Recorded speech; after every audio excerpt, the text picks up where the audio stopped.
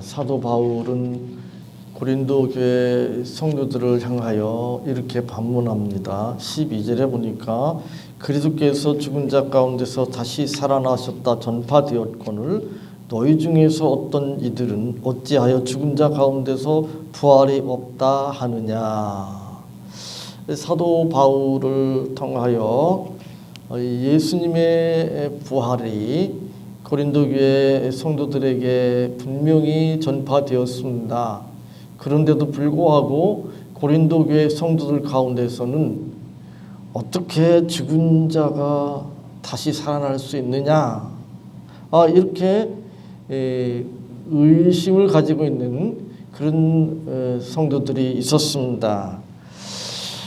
죽은 자의 부활을 믿지 못한다. 그 말은 예수님의 부활도 믿지 못한다는 이야기죠. 예수님의 부활을 믿는다면 죽은 자의 부활도 믿어야 될 터인데, 분명히 예수님의 부활의 소식이 성도들에게 전파되었는데도 불구하고, 그리고 그것을 부인할 수 없는 그런 상황인데도 불구하고 죽은 자가 어떻게 부활할 수 있느냐라고 묻는다면 이건 좀 뭔가 잘못된 것이라고 말할 수 있습니다. 고린도 교회 안에만 그런 예수님의 부활 또는 죽은 자의 부활을 믿지 못하는 사람들이 있었던 것이 아니라 오늘날까지도 교회 안에는 자기들이 기독교 신자라고 생각하면서도 예수님의 부활을, 죽은 자의 부활을 믿지 못하는 사람들이 많습니다. 좀 오래전에 조사한 것인데 1967년 미국의 사회학자 제프리 헤든이라는 사람이 미국에 있는 목사님들 100명에게 이 설문을 했습니다. 물론 100명이 다 대답한 건 아니고 7,441명이 대답을 했습니다. 그리고 이 사실이 여러 군데에 실렸습니다. 워싱턴 대학교 트랜스액션 1967년 7, 8월호, 또 크리스찬 뉴스 1969년 3월 3일 자, 그 다음에 펄핏 헬프스 1987년 12월호, 크리스찬 뉴스 1987년 11월 23일자 이런데 이 사실이 실렸는데 그 일부만 제가 소개해드리면 예수님의 부활에 대한 질문이 있었습니다. 그런데 그 예수님의 부활을 믿지 않는 사람들이 목사님들입니다. 믿지 않는 목사님들이 감리교회의 경우에 51%였습니다. 충격적이죠? 절반 이상이 예수님의 부활을 안 믿습니다. 감리교회 목사님들. 연합장로교회 목사님들 가운데는 35%가 예수님의 부활을 믿을 수 없다고 응답했습니다. 침례교회 목사님들 가운데는 33%가 예수님의 부활을 믿지 못하겠다고 대답했습니다. 이게 1967년 이야기입니다. 그러면 오늘날은 어떨까? 상황이 더 나쁘면 나빴지 좋다고 얘기하기는 어려울 것입니다. 2019년 4월 20일자 독일 스피겔지, 독일의 시사주간지인데 여기에서 또 설문조사를 했습니다. 신의 존재를 믿는, 하나님의 존재를 믿는다고 대답하는 사람들 중에 예수님의 부활을 믿을 수 없다고 말하는 사람들이 얼마나 될 것 같아요? 46%였습니다. 천주교 교우들 가운데는 하나님을 믿지만 예수님의 부활을 믿을 수 없다고 하는 사람들이 39%였습니다. 개신교, 우리가 보통 기독교라고 그러죠. 또는 뭐 신교, 개신교 성도들 가운데서는 42%가 예수님의 부활을 믿을 수 없다고 그랬습니다. 42%. 1967년은 목사님들을 상대로 한 설문조사이고 2019년은 일반 성도들을 대상으로 설문을 조사한 것인데 일반 성도들이나 목사님들이나 뭐 비슷비슷한 것 같아요. 참 답답하죠. 전에 또 어떤 그 설문조사를 제가 정확히 기억을 못하는데 거기에서는 아주 재밌는 그 결과가 나왔는데 신학생, 그 다음에 일반 학부 신학생, 그 다음에 신학대학원 신학생, 그리고 그보다 조금 위에인 THM 신학석사 학생들, 그리고 PhD 신학박사 과정에 있는 학생들을 대상으로 설문조사를 했는데 기가 막힌 결과가 나왔습니다.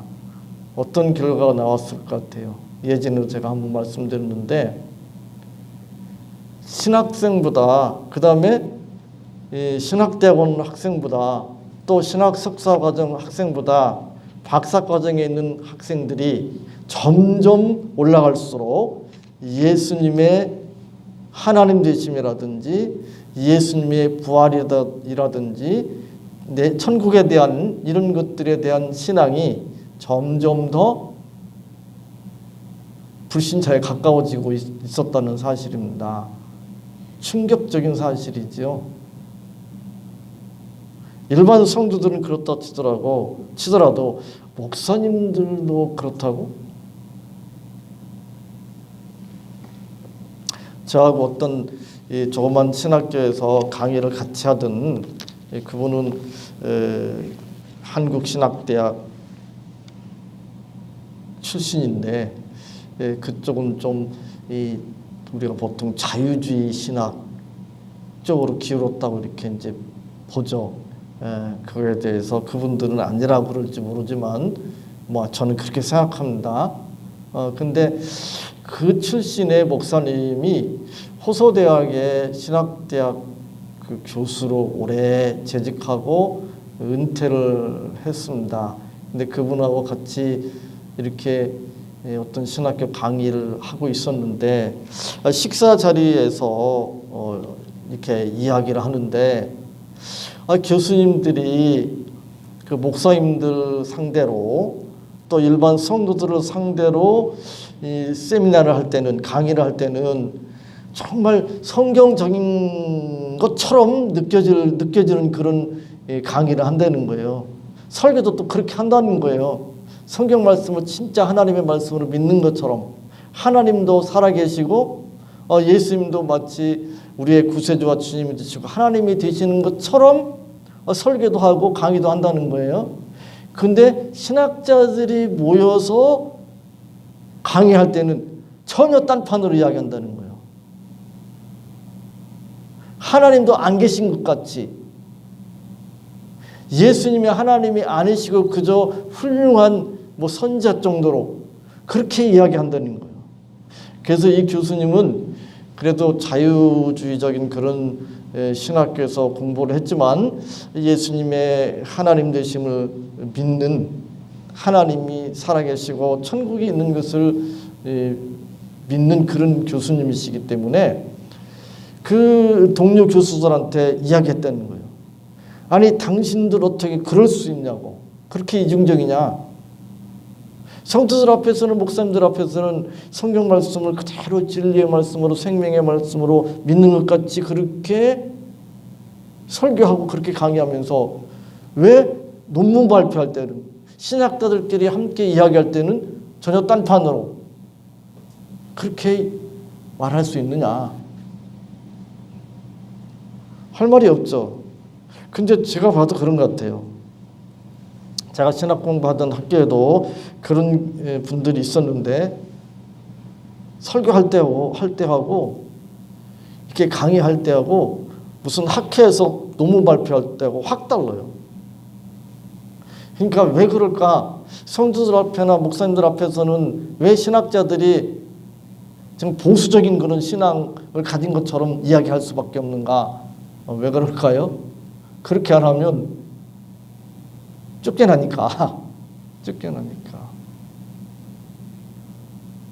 실제로 목사님들 앞에서, 신학생들 앞에서 그렇게 이야기하다가 쫓겨나는 그런 경우들이 가끔 있습니다. 나는 그분들이 더 양심적이라고 생각해요, 오히려. 그렇잖아요. 요 위에 수원에 있는 어떤 K 대학이라든지 또 뭐 서울에 있는 그 신학 대학들 중에서 가끔씩 그런 일들이 벌어지잖아요. 그럼도 자유주의 진영에 있는 그 학자들이 막 항의를 합니다. 그런 식으로 막 교수를 몰아낸다고 또. 참 답답하지만 우리의 현실이 그렇습니다. 그러나 성경은 분명하게 우리에게 말씀합니다. 예수님의 부활에 대해서, 예수님의 하나님 되심에 대해서, 내세에 대해서, 천국에 대해서 분명하게 구체적으로 확실하게 우리에게 선언하고 있습니다. 특별히 부활에 대해서 분명하게 고린도전서 15장은 우리에게 증거하고 있습니다. 고린도전서 15장 13절로 19절에 보면 만약에 예수님의 부활이 없다면, 만일 예수님의 부활이 없다면 그렇게 가정을 하면서 우리에게 말씀합니다. 제가 한번 정리를 해봤는데 한 4가지로 정리해 볼 수 있습니다. 예수님의 부활이 없다면 예수님께서 우리의 모든 죄를 대신 짊어지시고 십자가에 돌아가셨다고 하는 사실이 거짓이 되고 맙니다.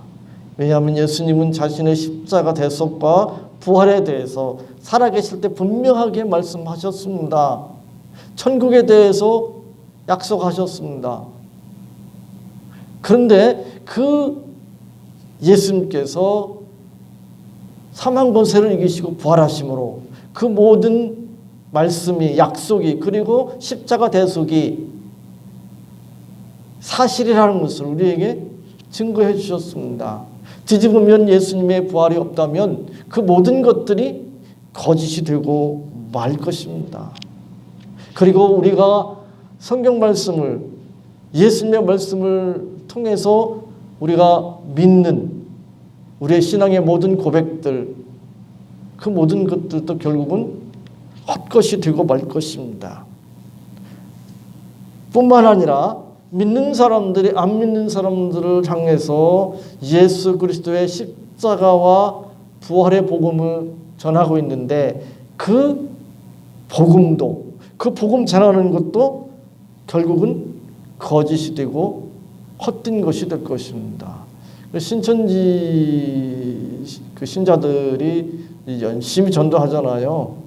열심히 전도합니다.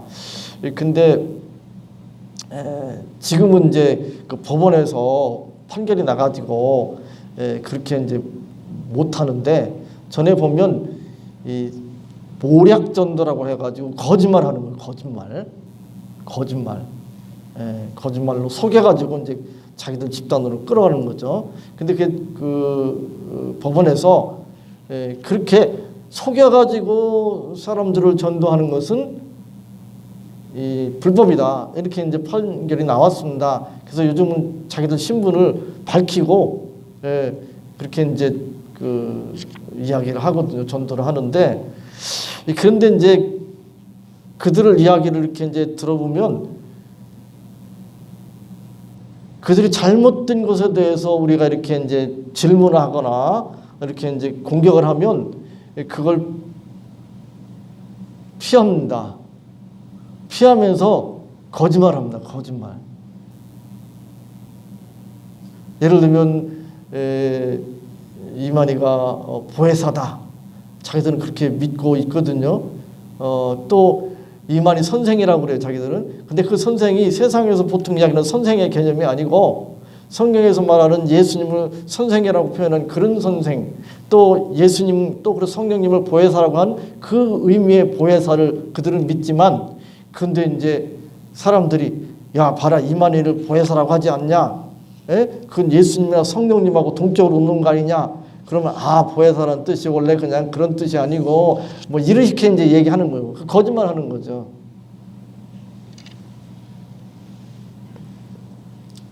그들은 지금 거짓을 말하고 있는데 우리가 전하는 복음도 그럴 수가 있는 거예요. 그리고 마지막으로 우리가 생각해 볼 수 있는 것은 예수님의 부활이 없다면 우리의 부활도 없는 것입니다. 우리의 부활이 없다는 이야기는 내세도 천국도 성경에서 약속한 그 천국이 우리에게 없다는 이야기잖아요. 천국은 우리의 몸이 예수님처럼 신령한 몸으로 변화되는 부활의 과정을 거치지 않고는 천국에 들어갈 수가 없습니다. 그러니까 우리의 죽은 자의 부활도 없잖아요. 예수님의 부활이 없으면. 그럼 뭐로 신앙생활 합니까? 그런 예수님을 뭐로 믿습니까? 그런 기독교를 자신의 종교로 삼을 이유가 없잖아요. 예수님의 부활은 역사적인 사실입니다. 예수님의 부활은 사람들이 생각하기에 따라서 사실일 수도 있고 아닐 수도 있고 그저 어떤 상징적인 의미만 가지고 있는 그런 것이 아니라 실제로 일어난 역사적인 사실입니다. 그래서 예수님의 십자가 대속과 부활이 빠지면 기독교 신앙의 핵심과 본질이 빠진 것이나 마찬가지입니다. 예수님은 부활하셨습니다. 예수님께서 부활하시지 않았더라면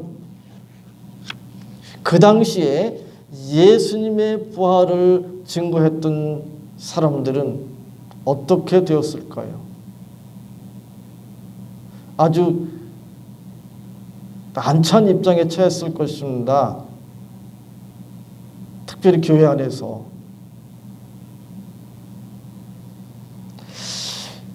고린도전서 15장은 특별히 예수님의 부활에 대해서 집중적으로 증거하고 있는데 고린도전서가 고린도 교회에 전달되었을 당시에 그리고 고린도 교회만 이 고린도전서가 읽힌 것이 아니고 주변에 있는 교회들이 또 이 고린도전서에 있는 말씀들을 읽게 됩니다.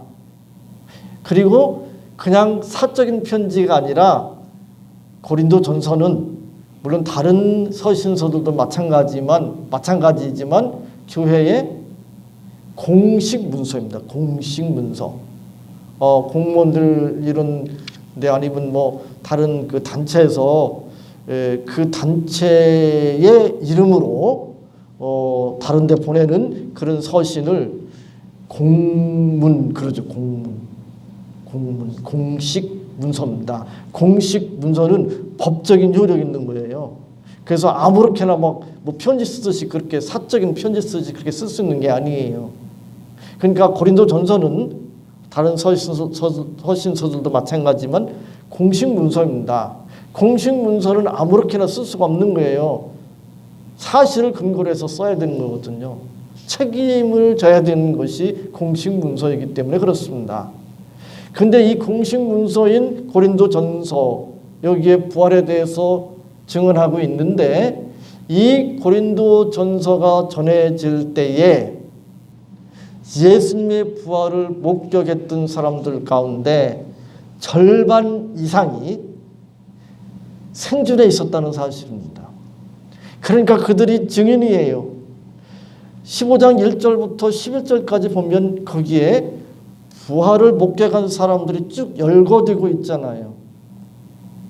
15장 5절에 보면 게바에게 보이시고 후에 12제자에게와 6절에 그 후에 500의 형제에게 일시에 보이셨나니 그 중에 지금까지 태반이나 살아있고 어떤 이는 잠들었으며 그 후에 야고보에게 보이셨으며 그 후에 모든 사도에게와 8절에 맨 나중에 만삭되지 못하여 난 자 같은 내게도 보이셨느니라. 여기 보면 예수님의 부활을 목격한 사람들이 그냥 한두 명이 아니었습니다. 여기 500의 형제가 나오는 거 보면 최소한 500명은 훨씬 넘었습니다. 그렇죠? 거기에다가 여기에 보면 5, 6절에 그 중에 지금까지 태반이나 살아있고 라고 되어 있습니다. 태반이나 살아있어요. 그럼 수백 명이 살아있는 거예요. 예수님의 부활을 목격한 사람들이. 그렇기 때문에 예수님의 부활에 대한 증거는 사실이에요. 역사적 사실이라고 말할 수 있습니다. 물론 예수님의 부활을 인간의 논리로 설명하는 것은 불가능합니다. 예수님의 부활은 한마디로 기적이잖아요. 기적. 기적이라고 하는 것은 이 세상의 자연 법칙 그것을 뛰어넘는 거잖아요. 근데 우리는 자연 법칙에 대해서는 이해할 수 있지만 그 자연 법칙을 뛰어넘는 기적에 대해서는 인간의 논리로는 이해할 수 없습니다.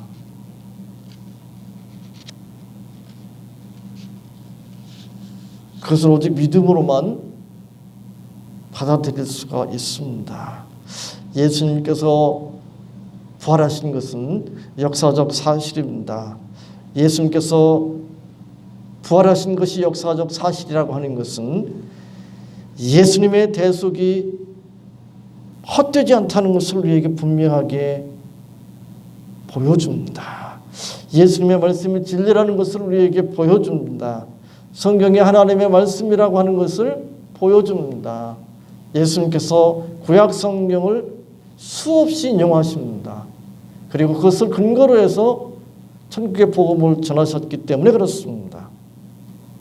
그리고 이것으로 끝나는 것이 아니라 예수님을 믿는 자들은 성경 말씀대로 예수님의 말씀대로 이 세상의 삶으로 끝나는 것이 아니라 영원한 하나님 나라가 우리에게 약속되어 있다고 하는 사실입니다. 또한 예수님께서 부활하신 것 같이 우리도 장차 부활할 것이라고 하는 사실입니다. 우리가 부활한다고 하는 것은 단지 죽은 자가 다시 살아나는 정도가 아니라 예수님 같은 신령한 몸으로 변화된다고 하는 말씀이기도 합니다. 그 말은 우리가 인간으로서 시간과 공간의 제약을 받을 뿐만 아니라 또 연약한 몸을 가지고 있습니다. 그래서 여러 가지 자유롭지 못합니다. 불편하고 힘들고 또 피곤하고 그죠? 잠도 자야 되고 또 음식도 먹어야 됩니다. 또 각종 그 질병에 노출되어 있잖아요. 바이러스에 노출되어 있습니다. 그래서 코로나 바이러스 오미크론이 앞으로 대세가 될 거라고 그러고 2월 말에는 2만 명, 3만 명이 그 하루에 확진자가 그렇게 늘어날 것이다. 그런 이야기도 하고 특별히 요즘 평택 안성 지역에 감염자가 급증하고 있죠. 그죠? 예, 평택 특별히. 그리고 덩달아서 안성도 지금 급증하고 있더라고요. 그 우리가 조심할 수밖에 없습니다. 마스크 불편한데 써야 되고 사람들 많은데 될 수 있으면 가지 말아야 되고 오래 머물지 말아야 되고 이런 여러 가지 불편을 감수해야 되잖아요. 그러다 또 걸리기도 합니다. 그 같은 시찰에 있는 목사님하고 그 사모님이 같이 감염돼가지고 이 사모님은 세상을 떠났는데 그런 일들이 벌어집니다. 늙잖아요. 늙으면 이게 단어도 잘 생각이 안 나고 그 말도 어준해지고 말이죠. 여러 가지 행동도 불편하고 나중에 또 제대로 이렇게 활동도 못하고 남의 도움을 받아야 되는 간호를 받아야 되는 그런 상황도 벌어지고 또 죽고 그러잖아요. 근데 그 모든 것을 벗어나는 신령한 몸으로 우리가 변화됩니다. 예수님의 부활은 우리의 부활을 보증합니다.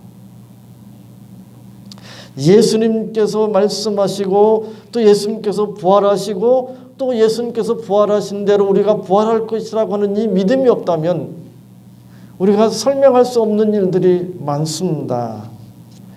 초대교회 성도들 가운데 죽음을 무릅쓰고 복음을 전했던 신앙생활했던 성도들이 있습니다.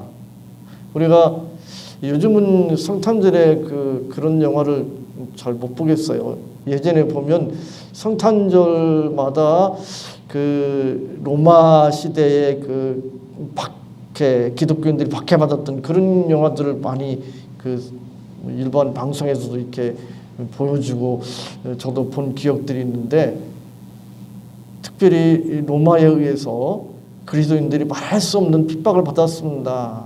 사람 취급도 당하지 못했습니다. 심지어 깊이 지하 동굴을 파고 그 어두운 지하 동굴에서 피해서 살기까지 했습니다. 지금도 그런 유적들이 남아서 기독교인들이 그런데 이렇게 탐방하고 그러잖아요. 한번 생각해 보세요. 그걸 어떻게 설명할 수 있습니까? 기독교 역사상 복음을 위해서 순교한 사람들이 수도 없이 많습니다. 지금도 종교의 자유가 없는 북한이나 이슬람 지역에서 목숨을 걸고 신앙생활하는 사람들이 많습니다. 세상에 보장된 그런 직업을, 사회적인 지위를 포기하고 복음을 위해서 헌신하는 사람들이 많습니다. 선교사로 나가서 목숨 걸고 복음 전하는 선교사님들이 많이 있습니다. 그걸 어떻게 우리가 설명할 수 있습니까?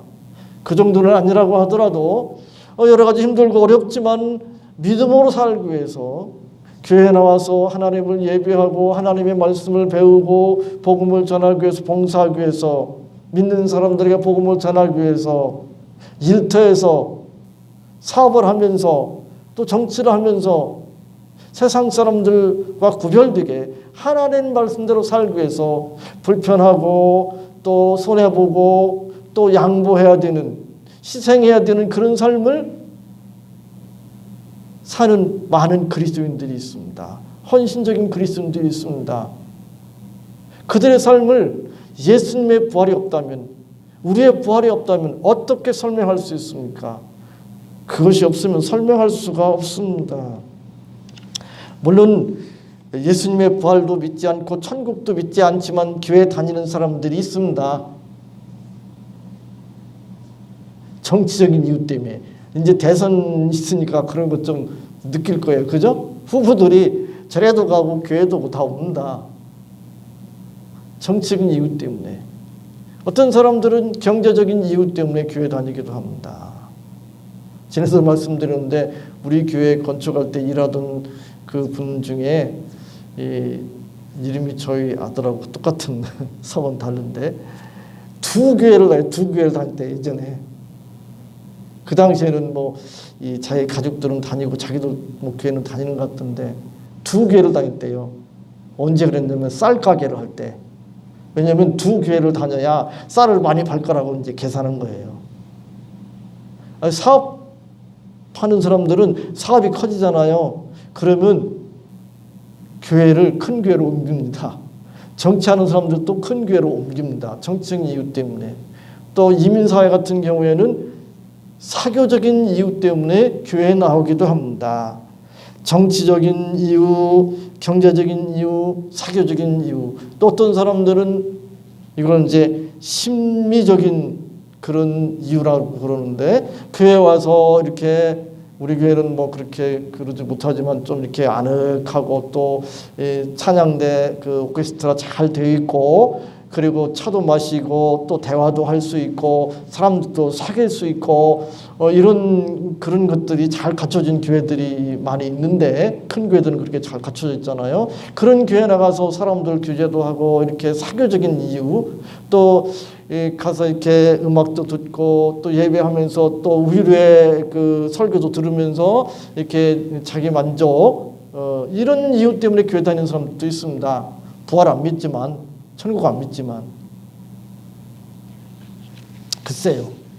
근데 그것으로 끝이죠. 그것으로 끝입니다. 그러나 우리는 그 이상을 바라보고 있습니다.